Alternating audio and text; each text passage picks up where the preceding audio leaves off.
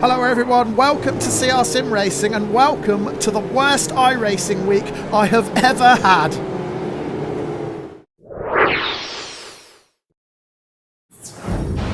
Let me start this horror story by taking you back to a happier and more innocent time. It was a time when for the first time in my sim racing career I was chasing an 1800 iRating. When was this mythical period, I hear you ask? Well, it was this time yesterday before I entered this Fanatec GT3 challenge race at Brands Hatch. Lap 3, and I thought I'd left enough space on the inside for that guy to make his pass, but there's a little bit of contact right there. We pick up some wheel damage and we're out of the race. Now, if you want to see how that race should have been run, I recommend you go and watch Broca Sim Racing. He was also on the grid and he showed us how it should be done. I'll leave a link to his video in the description below, but for now, we're watching highlights of what happened when I tried the same race again 2 hours later. It's the first lap of the race. We're on the brakes into Druid's hairpin. The Porsche behind can't get it stopped. He runs into the rear of us, catapults us into the car in front. It's complete mayhem. And there we go. We get the hamburger flag. We're done. And from the replay, we can follow the Porsche's charge out of Paddock Hill Bend up towards Druids. It's right behind us now, and it's only the slightest of touches, but it's enough to send us into the car in front. Now, surely I'm not foolish enough to enter this race for a third time, am I? Well, yes I am, and sadly, it was the same end result. I made it through one lap at least, but at the start of the second lap, that red Mercedes made a move up the inside into Paddock Hill Bend. Much like in the first race, I thought I'd left enough room for him to make the pass. In fact, I don't think I could have gone any wider without running onto the gravel anyway, but we're just waiting for the contact. There it is. And although it only looks minimal, it's yet more wheel damage and another visit to the pits. Now, sadly, that wouldn't be the last we'd see of that red Mercedes as well. Later in the race, he had to go into the pits too. He rejoined right behind us. Now, he's all over us as we head down into Graham Hill Bend. He's going to have a look up the inside. There's more contact, and this time, we're both out. So after a third straight disaster at Brands Hatch, I finally decided to call time on the Fanatec GT3 Challenge and instead turn my attentions to the F3 Championship, which this week is racing at one of my favourite circuits, Hockenheim. Now, those 3 disasters at Brands Hatch have seen my iRating plunge by 250, so I was hoping that I might be in a lower split here, but sadly not. We're car number 22 in a higher split, and we've qualified towards the back of the grid, so we're right amongst the mayhem here, just trying to stay as safe as possible on this opening lap. There's one car that spun off, that's given us 1 place back, and now there's absolute carnage. There's red cars everywhere, and somehow we managed to weave our way through safely.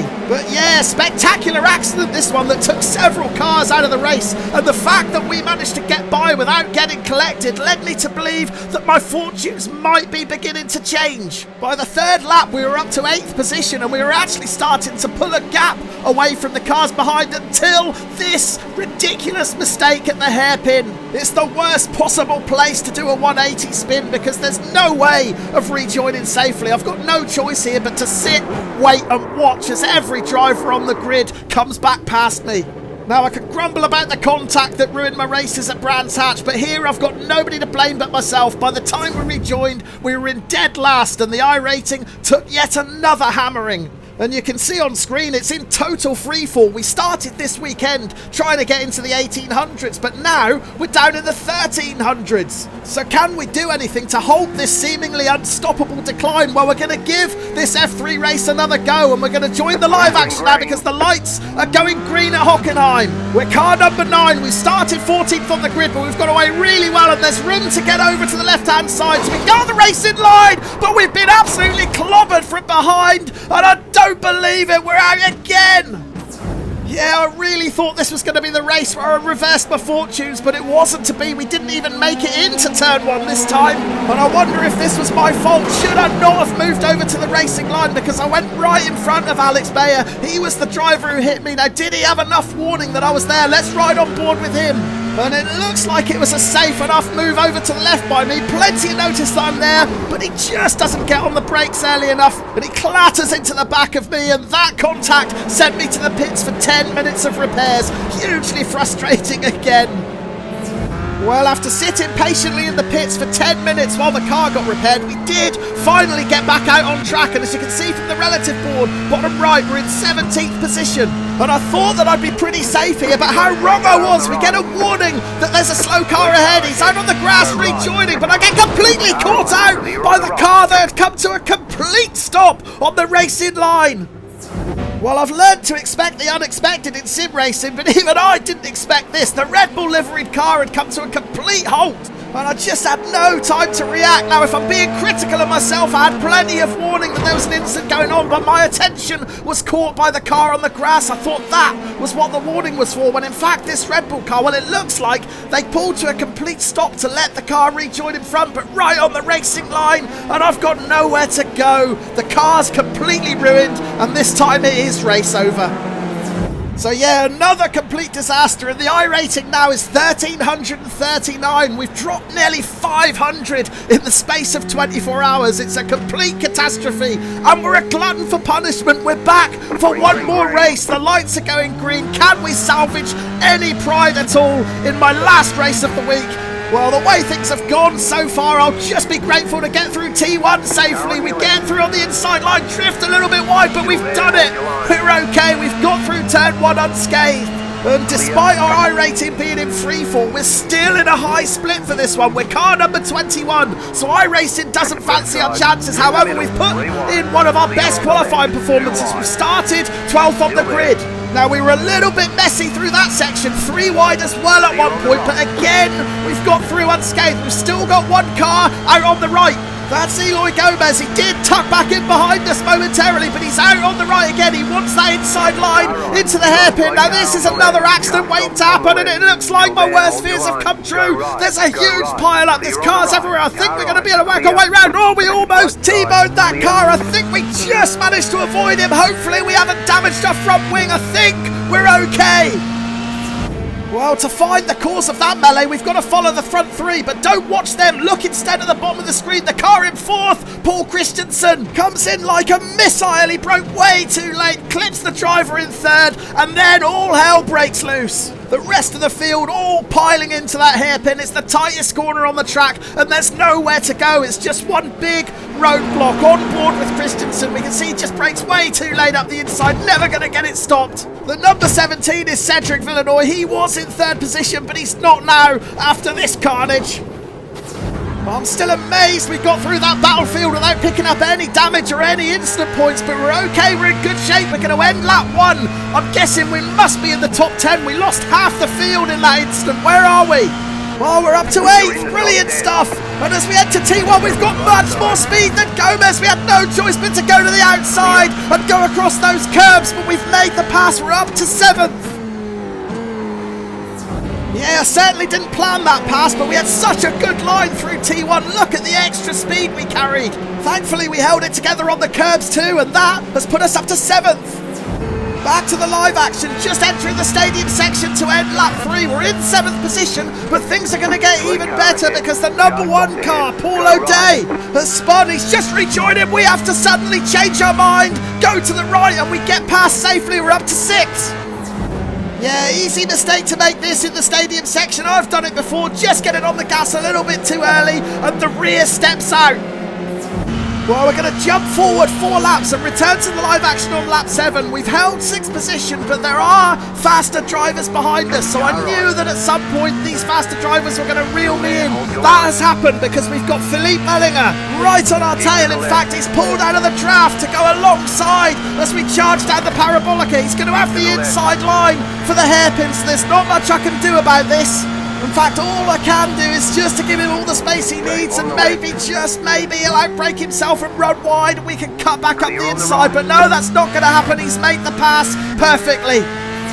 And then we were done in exactly the same way the very next lap. This time the number 1 car, Paul O'Day. We saw him spin out a few laps ago, but he's the fastest man on track, so I knew that he'd come back, and he's relegated us to 8th. So I've lost 2 positions on the previous 2 laps at this point of the track, both on the entry to the hairpin. So my confidence is a little bit shaky now. And watch in the rearview mirror, Polozek. Now I'm expecting him to make exactly the same play and move to the inside line, but he fools me. He moves to the outside. That makes me panic. So I move to the inside to try and give him space, and I end up missing my brake marker. Luckily, although we lock up, we managed to avoid collecting anyone, but it has cost us 3 positions. We've dropped from 8th to 11th. Now, it wasn't long at all before we got promoted back from 11th up to 9th, and that was due to goings on further up the track. This is the driver who is in 2nd position, Bruno Delpino, making exactly the same mistake as I did a couple of races ago, but he is getting in all sorts of bother trying to rejoin the track. In the end, he called it a day and retired. And then shortly after that, we lost Philippe Wellinger. Now, we saw Wellinger overtake us a couple of laps ago, but he exited the race through no fault of his own. It was a disconnect that sent him on his merry way. So we're back up to 9th, and we're pretty comfortable with it. There's a gap of almost 4 seconds back to Artur Kocin in 10th. We get a little bit loose on the exit of that left-hander, but someone else has got even looser. We have to take to the curb to get past. Hopefully that's not caused us any damage. Yeah, it was Jerry Coronan in 7th who just took a little bit too much of the outside curb. It sent his car into a half spin, which he managed to save, but not until we'd got past. Over the curbs and up to 8th. Yeah, Jerry managed to rejoin right behind us, so he spent the next lap giving us all sorts of problems. I was trying to defend, but in the end it got too much. I just brake a little bit too late into this section. We drift out onto the curb, just about managed to save it, but that gives Coronan the space that he needs to retake that 8th position. We're down to 9, and now we've got Artur Kocin right on our tail. We're going to have to keep a tighter inside line into this right-hander. Oh, and Coronan's lost it again. I thought he was going to rejoin right in front of us, but we've managed to get around back into 8th. Once again, just a little bit too much gas from Coronan. He manages to save it again, but it's too late to stop us going past back into 8th position. It looks like Artur Kocin has got some real draft now. He's closing right in, and surely he's going to make a move up the inside into the hairpin, but we've got a driver off in front. That might cause him to think twice. The yellow flags are out. I can't see any sign of an incident, but it did cause Kocin to think twice about making that move, so that's worked in our favour. We're still in 8th position, but one thing's for sure, Kocin's not done yet. We need to make sure that we don't run wide into this left-hander again. Oh, there's contact! Kocin went for the inside line to make it pass. I'd already committed to trying to get to the apex first. And oh, once again, we've got wheel alignment damage. Yeah, this car is bordering on being undrivable. Just when I thought everything was going okay, Kocin goes for this move up the inside. I'm already turning in. There's the contact. I don't know, maybe I should have been a bit more aware and just pulled aside and given him the space. On board with Kocin, and he comes from a long way back. Now the question is, would he have made the apex? I'm not so sure. But now I wish I'd just left that inside line wide open and given him the space to come through. Then we could have carried on with our race without any damage. Yeah, after that I was really struggling with the car. It just didn't want to turn, particularly into right-handers such as this one. Now I've got a lap driver behind me at the moment, and I just didn't want any more damage, so I thought I'd just pull over and let him by. I looked at the leaderboard and I'm still in 9th place. There's a gap of nearly 6 seconds back to Jerry Coronan in 10th, and there's only 4 laps to go after this one, so I'm hoping I've got enough of a gap to limp home and still hold on to this 9th position. Sadly, those hopes were a little optimistic. Just a lap later, and Coronan is now 1 second behind, and it's because I keep making mistakes like this. Trying to get the car turned right is an absolute nightmare. So at this point in the race, we've still got another 3 laps to do, and Coronan is right behind me now. You can see in the rearview mirror how close he is. I know I'm carrying damage. I know I'm well off the pace, so I'm not going to make it hard for Coronan to get past, which is why this annoyed me coming down the start and finish straight. Look in the rearview mirror. He gets into a draft. Fair enough, but then he runs right into the back of me. It almost causes me to crash. Thankfully, we keep it straight, but we have lost 9th position. We're now down to 10th. On board with Coronan now. I fully expected him to make as much use of the draft as possible, but I don't understand why he went to the outside. He ends up clipping my wheel. That sends me into a wobble, but thankfully we held on to it. I was really hoping we could hold on to a top 10 position, but sadly there was just 1 lap too many for us. As the white flag came out to signify the last lap, we were under real pressure from the driver in 11th, Michele Ferrito. Now, since picking up that damage a few laps ago, I'm lapping around 2.5 seconds a lap slower, so I know I've got no chance of holding Fiorito off here. Particularly when we're having so much difficulty turning the car right. Once again, we really struggle through this section, and that gives Fiorito all the space he needs to breeze through into 10th. So it looks like our top 10 hopes have evaporated, or have they? Because Fiorito has just pulled over to the right and has eased off the gas. He must be serving a slowdown penalty. So actually we're back into 10th position, but next up is the hairpin, a right-hander, and I don't fancy our chances of getting the car around smoothly. Oh, it's a real chore to get it turned in. Fiorito makes no mistake, dives back up the inside, takes the position. Well, as soon as Fiorito got his nose in front, I knew there was no coming back for me, so we just followed him home. We had to settle for an 11th place finish, but after everything that went on before it, that's not too bad, and we even got a bit of green to the iRating, finally a +8. A quick glance at the classified results then, and after the weekend from hell, we can finally end it on a very slight positive. I know it's only an 11th position, but it is a +8 for the iRating. We've halted the decline at least. But yeah, we've lost nearly 500 off our iRating in the space of 24 hours. That is insane. Safety rating too, that was at 3.6 a day ago. Now we're down to 1.4. But the important thing to remember is that these ratings are just numbers, and that's a point I make in my latest guide on sim racing burnout. You can check it out here, and I'll be back on the grid very soon to hopefully have better luck.